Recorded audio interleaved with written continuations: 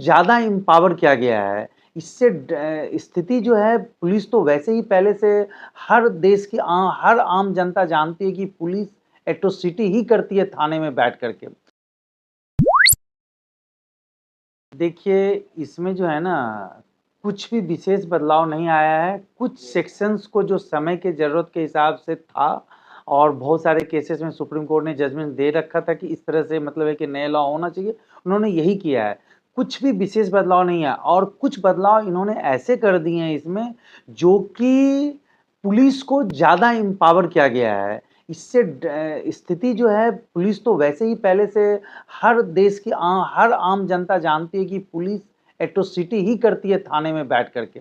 अब उनको और भी ज़्यादा पावर कुछ-कुछ दे दिए हैं, जैसे कि पुलिस कस्टडी वगैरह का जो पहले मात्र 15 दिन होता था, अब उनको 60 डेज़ तक पुलिस कस्टडी में रखने का पावर दे दिया गया है।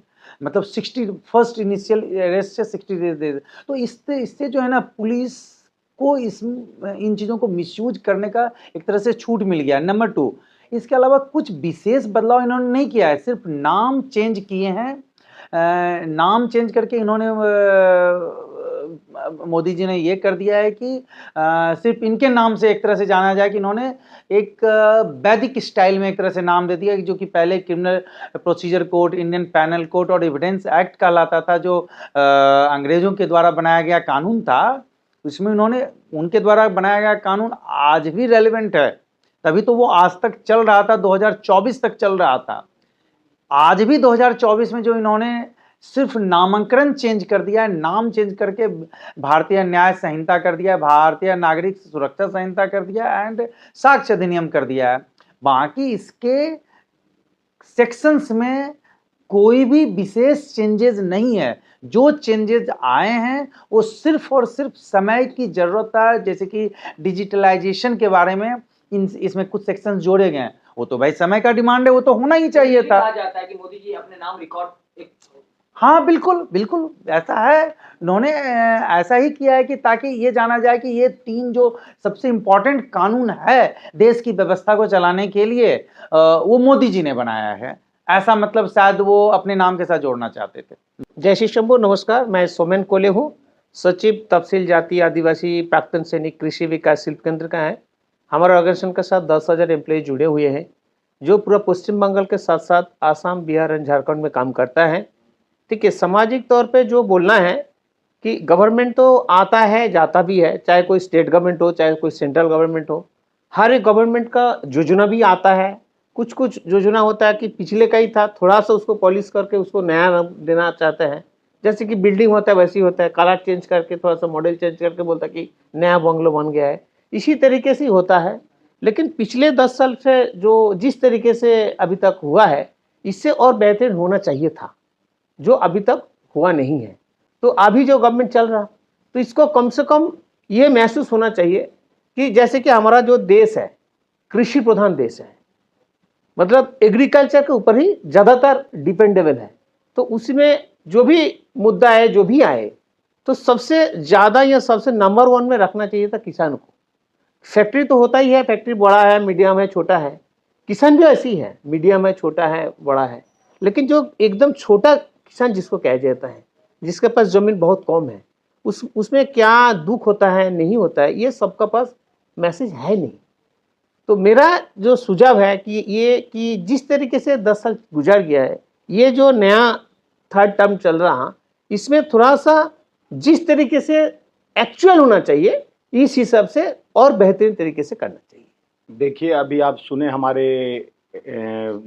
Advocate supreme court Jitendra Bharti ji से, जो 3 काले कानून चेंज किया गया है, जैसे काले किसान कानून लाया गया और ये 3 कानून का धाराएं बदला गया, जिससे पुलिस बल को ताकत मिलेगा और एडवोकेट को डाउन करने का। और पुलिस का ताकत जानते हैं कैसे समाज को सताता है और डराता है, वो तो भली भांति पूरा देश जानता है।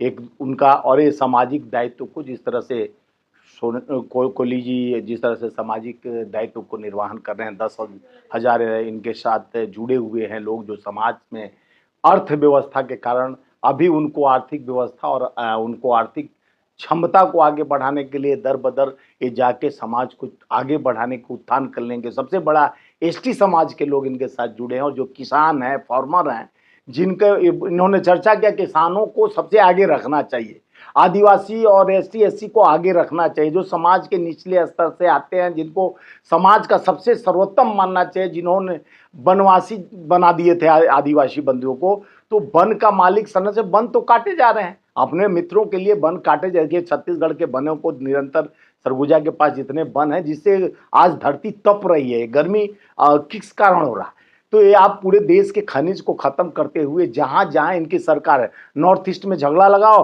उसके पीछे जितना खनिज हो धीरे धीरे पार करो। ये इनका आर्थिक क्षमता को खराब करने के लिए विषमता बिछाया जा रहा है। महंगाई पर इनसे चर्चा किया जाए भारतीय जनता पार्टी को कि जितने 40 साल का रिकॉर्ड तोड़ दिया महंगाई, कहते महंगाई कहाँ है। 100 रुपये किलो टमाटर खरीदने के लिए हम मजदूर के नेता, एक मजदूर के पास दिन भर मनरेगा में काम करेगा तो 247 रुपया उसको मिलेगा, उसको 400 रुपया नहीं किया गया।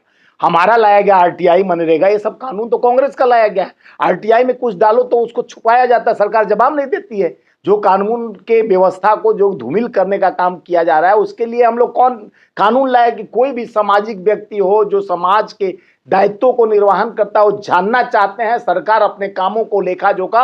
हर आदमी देश का 140 करोड़ जब वोट मांगने जाते हो, जनता से गुहार लगाते हो कि आप भगवान हो, मतदाता हो, तो मतदाता का अधिकार होता है, श्रमिक का, किसान का, कि हमारे पर जो अत्याचार हो रहा है इसके बारे में हम जायजा ले सरकार से, वो भी छुपाता है सरकार। लेकिन 2024-25 का जो बजट है उसको कहा जाता है विकसित भारत का बजट है। ये बताइए, आप बजट को पढ़े हैं, जानते हैं?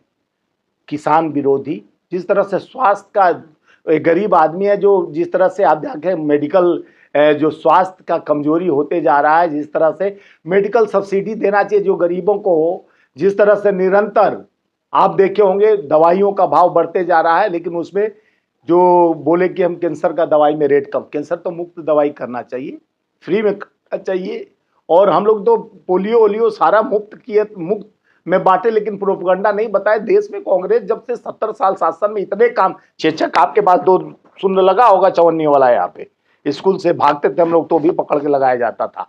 चेचक को दूर किया, पोलियो दूर किया, नहीं तो ये पोलियो ग्रस्त भाजपा वाले नजर आते हैं, आड़े टेढ़े जो बोलते हैं आकर के कांग्रेस ने क्या किया।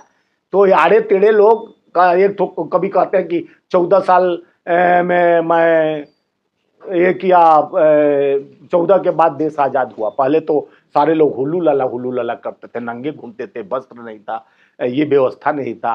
और आज देश का दुर्भाग्य है कि ऐसी सरकार में बैठी सत्ता सिर्फ पूंजीपतियों का व्यवस्था आगे बढ़ा रहा है। उनका लोन माफ करने से लेके उनका व्यवस्था, उनके लिए दुकानदारी खोल के, अगर उस पर सवाल हमारे नेता राहुल गांधी जी करते हैं, देश के उस मंदिर में बैठकर ये लोग शपथ खाते हैं कि देश के भविष्य का निर्माण करने में, लेकिन वो लोग जात पात धर्म में बांट के नेम प्लेट की बात करते हैं, देश को धर्म में बांटते हैं। देश के क्षमता जो गरीब होते जा रहा है, राशन का लालसा देते हो, गरीब को कल कारखाने, फैक्ट्रियां, इंडस्ट्रीज नहीं देते हो कि हमारे श्रमिक काम करें। अलग स्टेट में, हर स्टेट में होना, फैक्ट्रियां बंद पड़ी है जीएसटी के कारण, 3300 फैक्ट्रियां कोरोना काल में बंद हो गया, आप उसको खुलवाते, जीएसटी माफ करते। लगता कि देश के लिए कई मिडिल क्लास के व्यापारी जो मर गए, इसमें जीएसटी के कारण मर गए। नोटबंदी नाकामी था, नोटबंदी के कारण अपने माँ तक को लाइन में लगवा दिए प्रधानमंत्री। 9,000 रुपया लेकर लाइन में, 90 साल 95 साल की माँ उनकी लाइन में खड़ी थी। ये दुर्भाग्य है। देश के प्रधानमंत्री कहते हैं कि ताली बजवा कर कोरोना भगाते हैं। प्रधानमंत्री अपनी नाकामी को छुपाने के लिए मुजरा और भैंस ले लेंगे कांग्रेस सरकार में? देखिए, पूरे चुनाव में आप देखे होंगे, अभी तो न्याय पत्र का थोड़ा सा चुरा कर वो सब्सिडी देने के युवाओं को नौकरी में वे बोले कि बड़ी कंपनियों में काम दिलाएंगे। नकल असल नहीं हो सकता, आप तो नकलची हो। असल आप नेम प्लेट बदलने वाले हो, रोड का नाम बदल दो, घर का नाम बदल दो, फैक्ट्री का नाम बदल दो, उससे विकास थोड़ी ना होगा। विकास का पूरा एजेंडा लाना। आज 10 लाख नौकरियां खाली रेलवे में पड़ा हुआ, लाइनमैन देखिए ट्रेन घूम जा रही है इधर का उधर, लाइन सुरक्षित करने के लिए लाइनमैन चाहिए ना, ढीला पड़ रहा है पटरी वगैरह सब। तो चाहे कोको पायलट के लिए, जिससे राहुल गांधी जी कोको पायलटों का मिल के पीड़ा समझे, कूलियों का पीड़ा समझे, श्रमिकों का पीड़ा समझे, खेतीहर किसानों का पीड़ा, यहाँ तक कि मोची तक का पीड़ा समझे। ये देश का नायक ही कर सकता है। खलनायक तो सिर्फ डायलॉग मारता है, उसको दुनिया से लेना देना नहीं है, उसका तो प्रोपगंडा एजेंडा है देश। है। देश का नायक राहुल गांधी जी और खलनायक तो देश जानता है कौन है, जो देश को बांटने की रणनीति रखता है, अर्थव्यवस्था का कमर टूट चुका है, रोजगार के लिए नाम पर शून्य है और कहता मेरा देश अच्छे दिन आने वाले हैं। अच्छे दिन का सौगात दिखाकर जिस तरह से लोगों को भटकाया लटकाया गया, या समाज को तोड़ने की रणनीति तैयार किया गया। मैं चाहता हूं कि आप हमारे देखिए, जिस तरह से आप हमारे एक्सपर्ट से, हमारे एडवोकेट से सुने और हमारे सामाजिक दायित्व को रखने वाले इंटक के भी ये हमारे पदाधिकारी हैं, सोहेल कोले जी, इन्होंने, हाँ, तो इनका विचार जिस तरह से 10,000, हम एक परिवार को चलाने के लिए पूरा कमर कसने में कमजोर पड़ जाते हैं, इतनी महंगाई, इतनी व्यवस्था, उसके बाद इतने संगठन को लेकर आगे बढ़ रहे, जैसे हम इंटक के महासंघ को लेकर आगे बढ़ रहे हैं। तो देश का नेतृत्व, सबका साथ, सबका सहयोग ऐसा होता है। इस गठबंधन को कहा जाता है कि इंडिया गठबंधन है।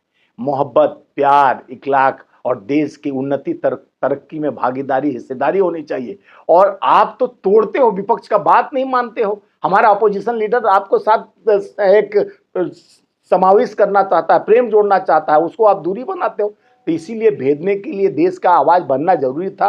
राहुल गांधी जी पहले तय किया 10,000 किलोमीटर चलकर न्याय यात्रा, भारत जोड़ो यात्रा, ये यात्राओं से उनको बहुत सफलता ये मिला कि लोगों के पास जाकर हम मन की बात नहीं सुनाते हैं, मन की बात अपने सबसे प्रियतमा से सुनाया जाता है, जिसको छोड़ चुके हैं देश के प्रधानमंत्री जी, और हम जन की बात सुनते हैं। प्रधानमंत्री मन की बात अरे आप अपने मन की बात किसको सुनाते हो?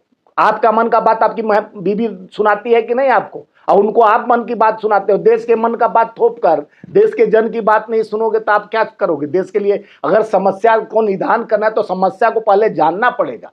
अगर हमारे पेट में दर्द है, डॉक्टर के पास जाऊं कि मेरे पेट में दर्द है, सर दर्द का दवाई देगा तो पेट दर्द ठीक होगा। तो इसी तरह हम जिसका पीड़ा जानेंगे तभी तो दूर करने का। तो राहुल गांधी जी सबका पीड़ा धीरे धीरे जाने, देश का पीड़ा क्या है और कैसे कमाते हैं, कैसे पढ़ाएंगे, कैसे विकसित होगा। शिक्षा पर जहां जीएसटी लगता है, जहां कलम, कॉपी और पेंसिल पर 28% जीएसटी, कफन तक पर जीएसटी लगता है, ये निकम्मी सरकार देश के खाली प्रोपेगेंडा एजेंडा गिनाती है। देश का फंडा हो गया है, इनका धंधा हो गया। अब बंद हो जाएगा धंधा, क्योंकि लोकतंत्र में संविधान बहुत मजबूत हुआ है। अब लोग जागे हैं, जनता का विश्वास जागा है, थक गया मन की बात छोड़ के, जन जन जाग गया है। अब जन जागृति में ऐसे लोग आके सबकी भागीदारी, हिस्सेदारी बनेगी और लोकतंत्र के लिए हम लोग लड़ेंगे। हम अपने नेता के नेतृत्व में लड़ते रहेंगे, हर कदम पे आगे बढ़ते रहेंगे, क्योंकि समाज और समाज से हमारा दायित्व है और सरोकार है। हमारे साथ श्रमिक, किसान, युवा, मजदूर हैं, हम मजबूर नहीं हैं।